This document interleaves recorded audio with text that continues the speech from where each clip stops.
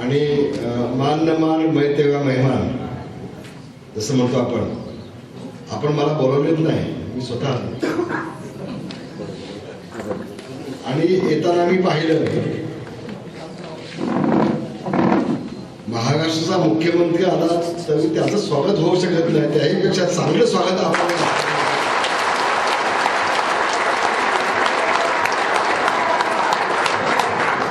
हे भाग्य फक्त शिवसेनेच्या नेत्यांना मिळतं, अन्य कोणालाही मिळत नाही. म्हणून हे भाग्य फक्त शिवसैनिकाला मिळतं, शिवसेनेच्या नेत्याला मिळतं. काँग्रेस, राष्ट्रवादी आणि बाकीच्या अल्तुफालतू लोकांना मिळत नाही. हे पण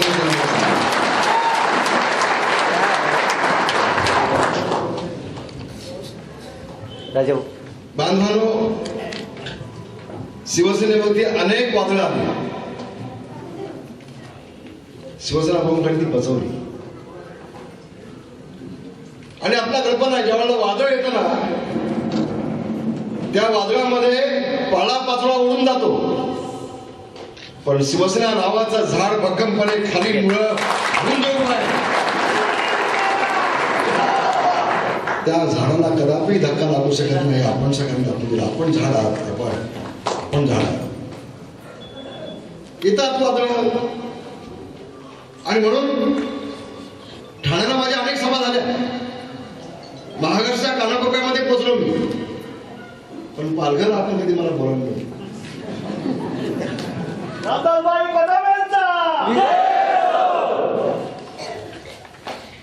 एक पंथ दो काज म्हणतो ना, तसा आज म्हटलं एका दगडामध्ये दोन पक्ष मागे टाकले. खरं तर आजची सभा होती ना ती फक्त पदाधिकाऱ्यांची होती, म्हणजे तुमचे तालुका प्रमुख, उपजिल्हा प्रमुख, जिल्हा प्रमुख, महिला जिल्हा संघटना, अशी सभा होती. मी म्हटलं होऊन जाते ना एक हॉलमध्ये सभा, सगळ्या सैनिकांचं तर मला दर्शन होईल काय.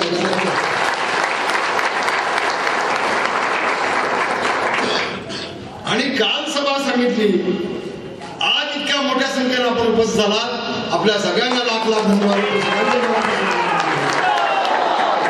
होय बांधवांनो, हे फक्त शिवसेनेमध्येच होऊ शकतं, अन्य कुठल्या पक्षामध्ये.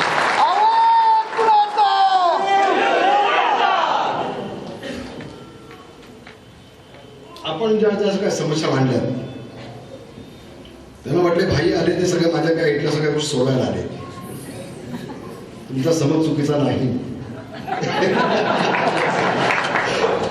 काळजी नको, कारण तुमच्या समस्या तर आमच्या समस्या ना. शेवटी तुम्ही मागायचं कुणाकडे, बोलायचं कुणाकडे. आपला नेता आलाय ते संधी घ्यायला पाहिजे, ह्या भावनेला आपण सगळे बोलणार, मला काय अडचण नाही त्याची. आणि तुम्हाला आज सांगतोय, तुम्ही जे जे प्रश्न मांडले ते इथेही ठेवलेत, इथेही ठेवले, लवकर सगळ्यांची उत्तर तुम्हाला दिल्याशिवाय राहणार नाही.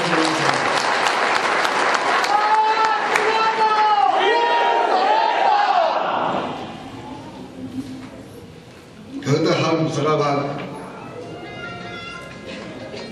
आदिवासी बेल्ट, आदिवासी भाग, मग विक्रमगड असू दे, जव्हार, मोखाडा, वाडा या भागात मी अनेक वेळा गेलोय.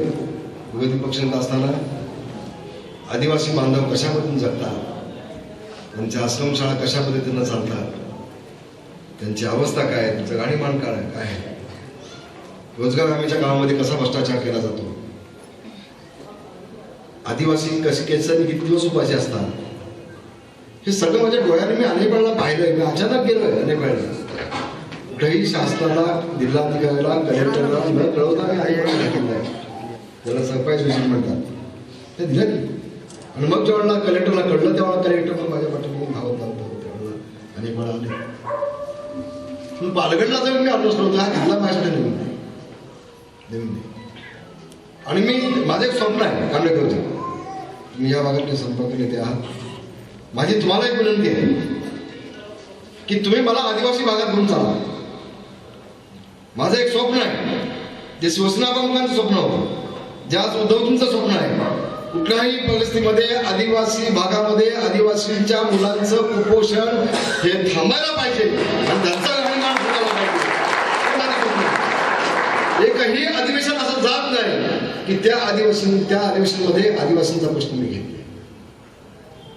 कदाचित मी प्रसिद्धी देत नाही, मी प्रेस कॉन्फरन्स घेत नाही, पण असं एक अधिवेशन नाही की त्या अधिवेशनामध्ये आदिवासींच्या समस्या मी म्हटल्या नाहीत, त्या अधिवेशनाच्या मी बोललो नाही. मागच्या अधिवेशनामध्ये ज्या वेळेला मी सभागृहामध्ये बोललो त्यावेळेला मुख्यमंत्री पृथ्वीराज चव्हाण यांनी मला शब्द दिला होता की आदिवासींसाठी एक वेगळं मी महामंडळ पाडतो आणि या तुम्ही ज्या सगळ्या समस्या सांगितल्या त्या मी निश्चितपणे प्रामाणिकपणे सोडवण्याचा प्रयत्न करेन. मला सभागृहात त्यांनी शब्द दिला. माझ्याकडे अख्खी आदिवासींची यादी आहे, लिस्ट आहे सगळ्या समस्यांची. मी येणार आहे, तुम्ही मला सांगा, तुम्ही मला बोलवा, तुम्ही नाही बोलत तर शेवटा मग मी तुम्हाला काय करते तसं मी आज दिलंय. पण या आदिवासी पाड्यामध्ये जाऊन आपण 2-2 दिवस थांबू, तिथे थांबू. 5 मिनिटं गेलो, फोटो काढले आणि आलो असं नको. तिथं जाऊन थांबू, आपण आदिवासी पाड्यामध्ये जाऊन थांबू, तालुका आपण थांबू. आणि मी तुम्हाला दाव्याला सांगतो, मी शासनाला असं कळवीन ना, शासनाचा सगळा पैसा आपण त्या पाड्यामध्ये खर्च करायचा. आज माझ्याकडे माहिती आहे ती आदिवासींसाठी जी खरेदी केली जाते फार मोठ्या प्रमाणामध्ये भ्रष्टाचार होतो.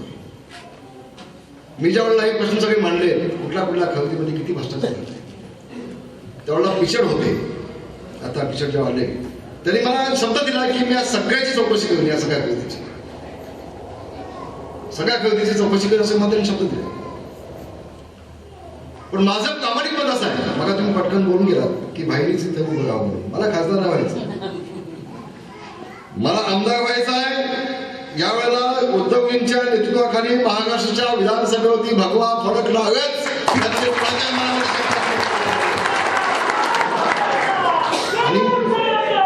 आणि कांडळकरजी मला होम मिनिस्टर व्हायचं. मला होम मिनिस्टर एवढ्यासाठी व्हायचं आहे की उद्धवजींना सांगितलंय की 6 महिन्यासाठी का होईना तो मला गृहमंत्री एकदा बनवा. या आदिवासींच्याच खरेदीमध्ये नव्हे, या महाराष्ट्र शासनाच्या प्रत्येक मंत्र्यांनी जेवढा भ्रष्टाचार केला ना, तर सगळं बाहेर काढीन आणि या सगळ्या मंत्र्यांना जेलमध्ये टाकण्याशिवाय नाही. म्हणून मला 6 महिन्यासाठी मला ते पुढं पाठीमागे पोलिसच्या गाड्याने अमुक मी सगळं बघितलंय नाही. पण मला सगळ्या मंत्र्यांचे घोटाळे बाहेर काढायचे आहे, अगदी नावे गाण्यापासून सगळे. या सगळ्यांना नाही जेलच्या आतमध्ये पाठवून ना, हातकाळ लावून तर माझं नाव रामदास कदम नाही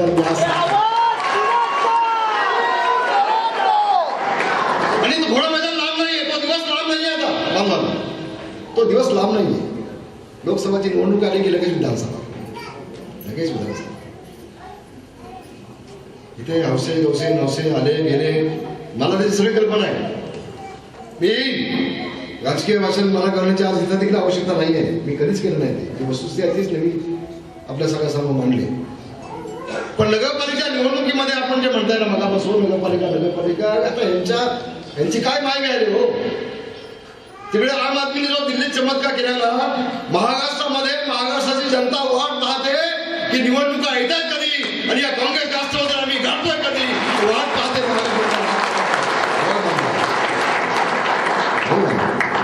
जनता वाट पाहते, कंटाळले लोक वाट पाहतात निवडणुकीची. लोक फक्त आपसामध्ये पाहून भांडून. मगाशी आपण जे सांगितलं ना, प्रयत्न बोलतो चष्मेवाले काय नाव आपलं, कधीच तुम्ही विरोध केला नाही, मला कल्पना द्यायची. चांगले बोलणार, पण आम्हीच आमचं नुकसान करू शकतो, आम्हीच आम्हाला पाहू शकतो. एवढं होतं का, एवढं होतं. फक्त सिंहावलोकन बघा,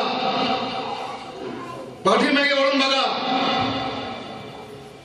10, 15, 20 वर्षाच्या अगोदर मी काय होतो आणि आज कुणामुळे मी काय आहे, एवढं फक्त आत्मपरीक्षण करून बघा.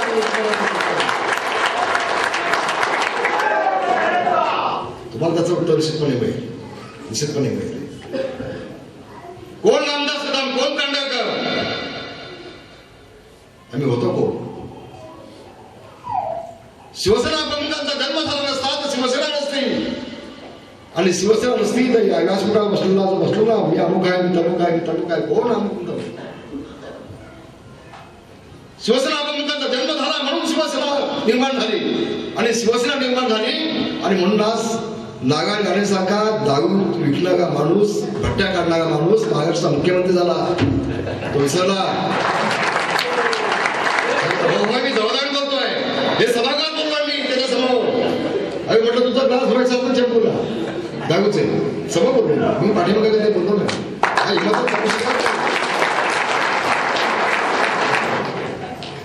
कोण भुजबळ होते, कुणामुळे भुजबळ झाले, कोण गणेश नाईक होते, कोण लालसागर होते. शिवसेना कोण नसते, शिवसेना नसती तर हे लोक कोण होते, आकाशातनं पडले काय, आकाशातनं पडले. आणि म्हणून थोडासा आम्ही आमचं आत्मपरीक्षण करून घेतलं पाहिजे, सिंहारोपण केलं पाहिजे. नव्या नवीचं नेतृत्व असतात. आज सगळे हे लाल दिव्याच्या गाडीतून ज्यांची नावं घेतली ना ते दिसत आहेत. 6 महिन्यानंतर एकाकडे गाडी नसेल, सगळे आतमध्ये असतील.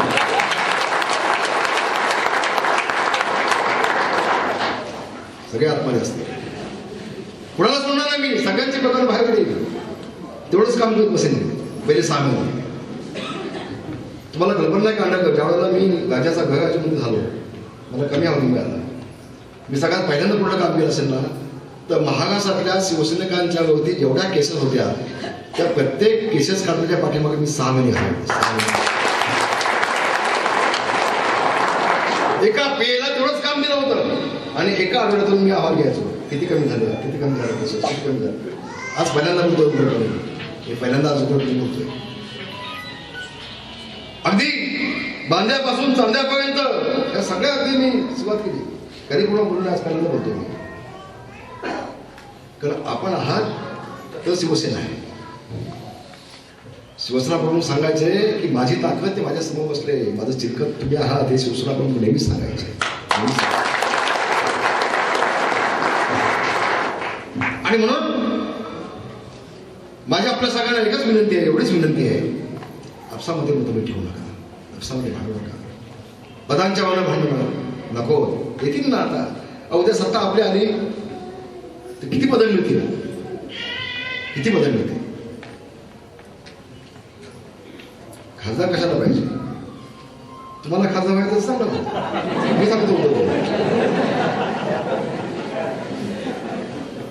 पण तुम्ही मगाशी जी बाब या ठिकाणी बोललात की इथं सगळं शिवसेनेचं असताना इथं कमळ का, या प्रश्नाचं उत्तर दुर्दैवानं म्हणा मी नाही देऊ शकणार होतं उघडपणे.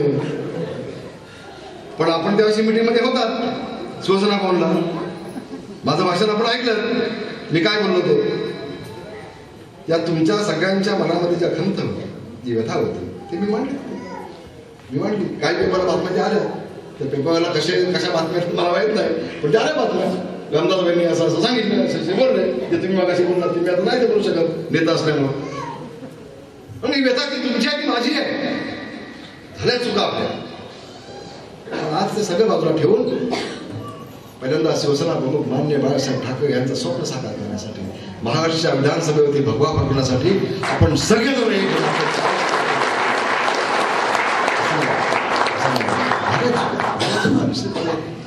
खालच्या लेवलला त्या चुका झाल्या. आणि म्हणून मी उघडपणे बोलतो ना, मी उघडपणे बोलतो. या महाराष्ट्रामध्ये आपण पाहिलं, ज्या वेळेला आपण वर्तमानपत्र पाहतो त्यावेळेला पहिल्या पानावरती ठळक मुद्दा कुठला तरी मंत्र्याचा भ्रष्टाचार निघाला वाचायला मिळतो. प्रत्येक मंत्र्याची आपण संपत्ती पाहिली तर अवाक होऊन जा. आणि बेफार म्हणून बोलतात, काही बोलतात, त्यांना इतका माज आणि इतकी मस्ती आले मंत्र्यांना, काही बोलतात, काही. असे ज्यावेळेला मी मराठी पुण्यामध्ये पत्रकारांचं साहित्य संमेलन नाही, पत्रकार दिन होता पुण्याला. पुण्याच्या कार्यक्रमाला मला प्रमुख पाहुणे म्हणून बोललो होतो, मी गेलो होतो. तर माझ्या भाषणाला सुरुवात मी केली तिथे. जर पुण्यामध्ये आलो, पाहिलं इथं प्रचंड मोठा तलाव मला म्हटलं भरलेला पाहायला मिळाला. माझ्या लक्षात आलं, म्हटलं इथं आजीदादा येऊन गेला असेल. ते मला बोलायला लागले, म्हणजे मंत्र्याला मस्ती किती मस्ती, कसे बोलू शकतात. बाईक बहिणी सगळ्या समोर असताना देखील कशा पद्धतीने बोलू शकतात. एका बाजूला गडगंचा पैसा, भ्रष्टाचार आणि माज मस्ती येऊन त्यांचं जे वक्तव्य आहे, मी या सगळ्यांना सांगेन, आजीदादा असू दे, त्यांचे सगळे सहकारी असू देत किंवा काँग्रेसवाले असू देत, मी आज सगळ्यांना सांगेन किंवा नागा राणे कोंबडी, मी कोंबडी म्हटलो पुढचं हे सगळ्यांना मी एवढं सांगेन की बस झालं तुम्ही आता थांबवा, लोक वाट बघतात निवडणुकीची. आणि मग नगरपालिका असू दे, लोकसभा असू दे, विधानसभा असू दे, सत्ता आता तुमची आहे. पहिल्यांदा सत्ता आपल्याला 4.5 आली होती, आम्हाला कळलंच नाही सत्ता कशी गाजवायची. हे काँग्रेसमध्ये काय करायचे माहिती आहे काय, आपल्या तालुका प्रमुखला पकडायचे, जिल्हा प्रमुखला पकडायचे, किंवा थोडस तू घे ना मध्ये, मग जिल्हा प्रमुख घ्यायचा आपल्याकडे. हे माझं पकड आहे, 5 जण पाहिजे हे माझं. मग आपला मंत्री, आपला शिवशाही मधला मंत्री पास करून टाकायचा, जिल्हा प्रमुख आला, तालुका प्रमुख नंतर करायचं. हो जिल्हा प्रमुखाचं पण नाही, तालुका प्रमुख नाही, काँग्रेसवाल्याच सांगितले हुशार ना लोक सगळे. त्यांनी सगळी आपल्या लोकांमध्ये टाकून त्यांची कामं करून घेतली सांगते. आपल्याकडे सहकार आहे कुठे? नाही, सहकार नाही. अहो स्वातंत्र्य मिळून 66 वर्ष झाली. 66 वर्षांमध्ये आज देखील माझ्या आदिवासी बांधवांना लंगोटी जर घालायला मिळत असेल, आज देखील माझ्या आदिवासी मायबाबींच्या अंगावरती लाज राखणं इतपत कपडे जर येत नसतील, तर ह्या नालायक लोकांना त्या खुर्चीवर बसण्याचा नैतिक अधिकार आहे का? हा प्रश्न उद्याच्या नगरपालिकेच्या निवडणुकीमध्ये तुम्ही विचारला, त्याचं उत्तर त्यांच्यावर निश्चितपणे आहे. 66 वर्ष झाली. श्रीमंत अधिक श्रीमंत होत आहे, गरीब माणसं अधिक गरीब होत आहे. असा उलटा प्रवास या महाराष्ट्रामध्ये चालला आपला पाहायला मिळतोय. मगाशी तुम्ही मोदीचं नाव घेतलं, मी मोदीला एवढंच सांगेन, मोदी तुम्ही गुजरातमध्ये ठीक आहे, महाराष्ट्रामध्ये शिवसेना प्रमुख मान्य बाळासाहेब ठाकरे यांचं स्वागत करतो. ठीक आहे, देशाचे पंतप्रधान म्हणून ज्यावेळेला आमच्या उद्धवजी तुम्हाला पाठिंबा देतात, तेवढा आमचा पाठिंबा निश्चितपणे असेल. पण या महाराष्ट्रामध्ये मोदीचे विचार चालणार नाहीत, महाराष्ट्रामध्ये शिवसेना प्रमुखांचे विचार चालतात. अगदी स्पष्ट बोलतोय, कोणाला चांगलं वाटतंय वाईट वाटतंय, माझं नाव आमदार सुद्धा माहिती, सगळ्यांना माहिती आहे, मी स्पष्ट बोलतो. ओठात एक आणि पोटात एक नाही भूमिका. महाराष्ट्र हा छत्रपती शिवाजी महाराजांच्या पदस्पर्शानं पावून झालेला हा महाराष्ट्र आहे. सुगत कशासाठी लुटली, का लुटली, त्या खोलामध्ये आज जाणार नाही, त्याचं योग्य ते उत्तर निवडणूक पेपर दिली. माझी तुम्हाला विनंती आहे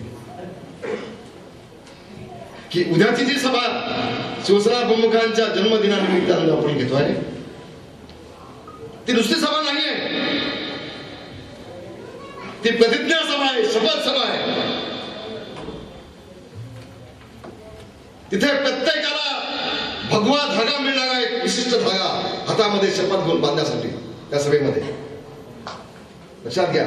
आणि त्या सभेमध्ये शिवसेना प्रमुखांच्या जन्मदिनी त्या सभेमध्ये आपण सगळ्यांनी शपथबद्ध व्हायचं आहे की होय साहेब, आम्ही महाराष्ट्र विधान भवनातील भगवा फडकवू, तुमचं संपर्क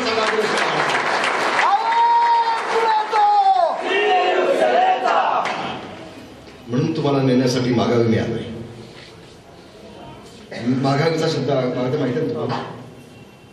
महिलांचं नवीन लग्न झालं ना, 2-3 दिवस गेले की भाऊ येतो माघावी तुम्हाला घेऊन जायला.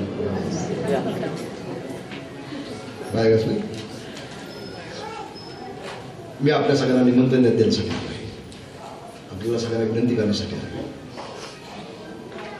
आपल्याला 23 तारखेला सोबत घेऊन जाण्यासाठी आलोय. मोठ्या प्रमाणामध्ये शिवसेना घालू पाहिजे.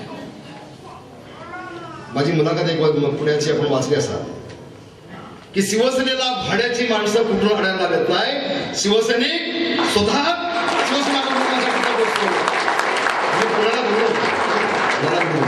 आजही ते सांगतो, आम्हाला पैसे जमा करायला लागत नाही.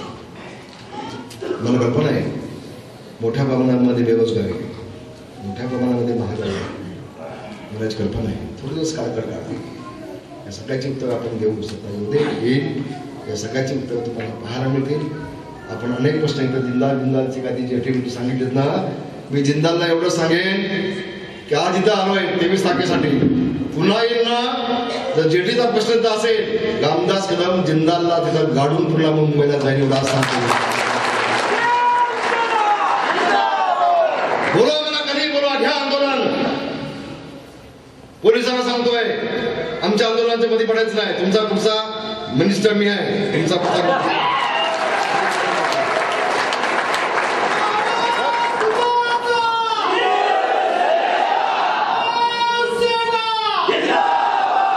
आता जिंदाची सुपारी घेऊन त्याचे पोलीस येतील ना, त्या सगळ्यांची नाव आतापासून लिहून ठेवून मी कागदावर समजले मध्ये पैसा काफी आहे. आणि म्हणून अनेक समस्या आपण याकडे सांगितल्या. एकदा मला बोलव ना ताई, एकदा बोलवा मला, तुमच्या पंचायत समिती काय, नगरपालिका आहे, एकदा कांडे साहेब मला बोलवा, मी सगळे तुमचे पैसे सोडून घेतो. कसे सोडत नाही ते बघतो. एका अधिवेशनामध्ये फक्त बालगाव विधानसभेचे सगळे प्रश्न घेतो, महाराष्ट्र बाजूला ठेवून फक्त बालगाव.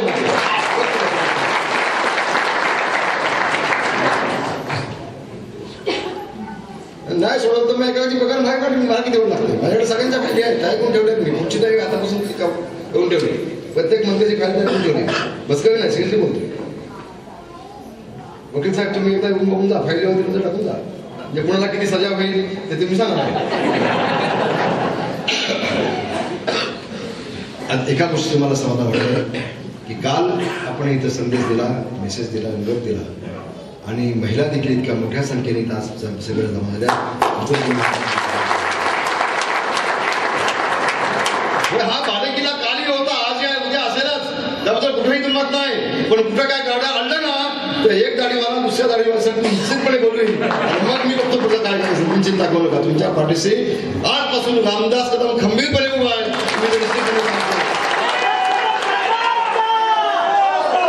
संपर्क नेता असले नसले तरी का तुमचा संपर्क नेता म्हणून आलं ना, एक दिवसासाठी पाहुणे आलोय.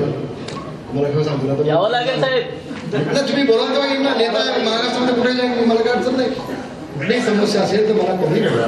त्याच्यावर नगरपालिकाला बोलवा, जिल्हा परिषदेला बोलवा, लोकसभेला बोलवा, विधानसभेला बोलवा. विशेषतः मला तुम्ही आदिवासी पाड्यांसाठी बोलवाल तर मला अधिक चांगलं.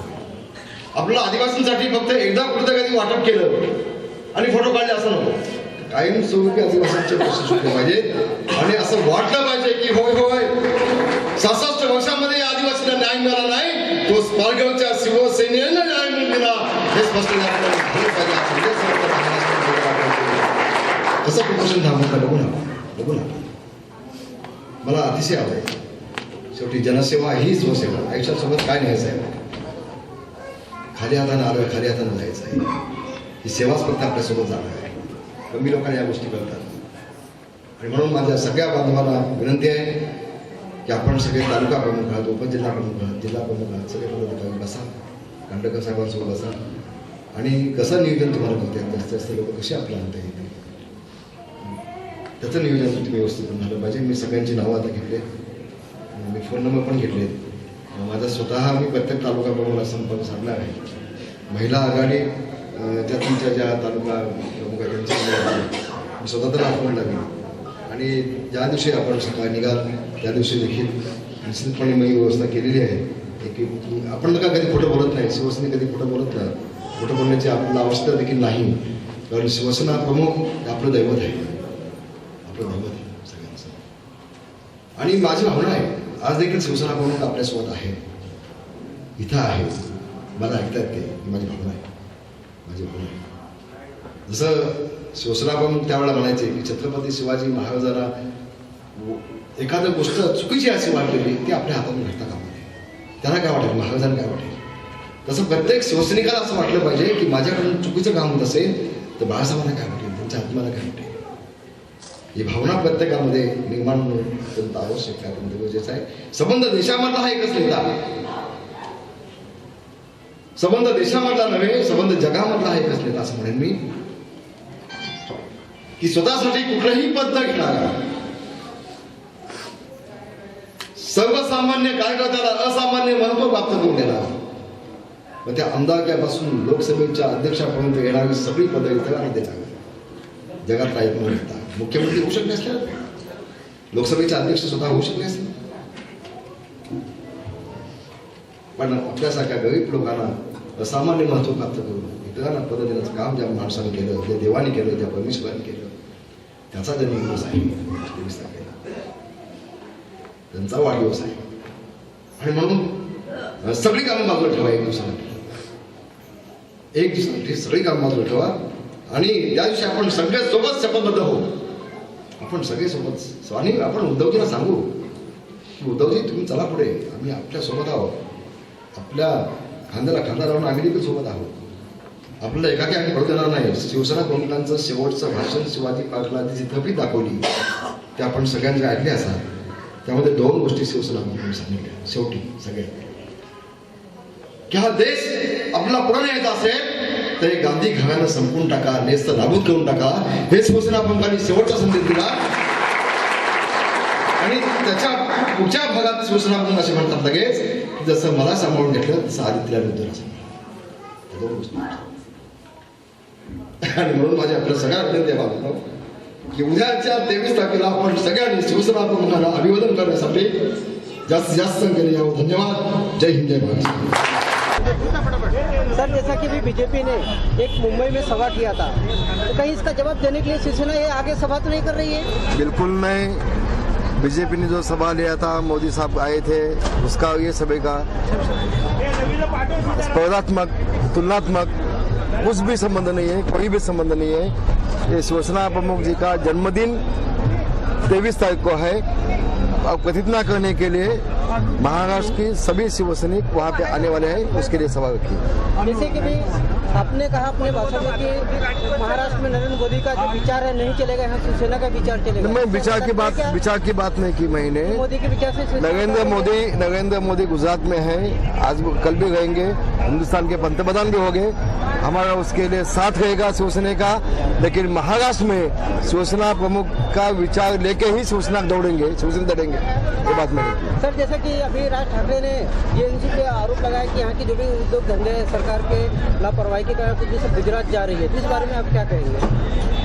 नहीं, ये बात सही है कि महाराष्ट्र से बहुत सारे उद्योग गुजरात में गए हैं, आज भी जाते हैं. कल हमारी सत्ता आएगी तो इतना हम महाराष्ट्र का विकास करेंगे तो गुजरात में गए हुए लोग फिर से महाराष्ट्र में आ जाएंगे. सर, आने वाले भविष्य में मन से क्या महायुति में शामिल होगी? नो कमेंट्स, मुझे कुछ बोलना नहीं इसको. धन्यवाद. सर, जैसे कि आदर्श घोटाले में कुछ नेताओं को बचाने की सरकार कोशिश कर रही है, इस बारे में शिवसेना की भूमिका बिल्कुल, ये बात बिल्कुल सही है. आदर्श जैसा बड़ा घोटाला हुआ, उसमें मजले के मजले ऊपर चढ़ गए, कोई भी परमिशन नहीं है. उसके बावजूद भी उन नेताओं को बचाने का काम कांग्रेस की शासन, कांग्रेस की राजवट दिल्ली से यहाँ तक महाराष्ट्र तक बचाने का काम उनको कर रही है. लेकिन हम नहीं होने देंगे. कल हमारी शासन आ जाएगी, सरकार आ जाएगी, फिर से हम जांच करेंगे और जो दोषी है नेता कांग्रेस के, राष्ट्रवादी के, वो सभी को हम अंदर डालेंगे. धन्यवाद. जैसे कि अभी आपने कहा कि आने वाले समय में शिवसेना की सरकार आएगी और मैं 6 मंत्री के लिए 6 महीने के लिए मैं खाली गृह मंत्री बनूंगा और जितने भी देखिए, भ्रष्टाचार मंत्री हैं, मैं 6 महीने के लिए बनूंगा ऐसा नहीं कहा. कि मैं उद्धव जी से विनती किया है कम से कम 6 महीने के लिए मुझे मौका दीजिए, ताकि ये सभी भ्रष्टाचारी नेता कांग्रेस के हैं, मंत्री हैं, उनको जांच करके उनको मैं अंदर डालूं. उसके बाद में भी देगा, कंटिन्यू करेगा तो आज बहुत अच्छा है. धन्यवाद.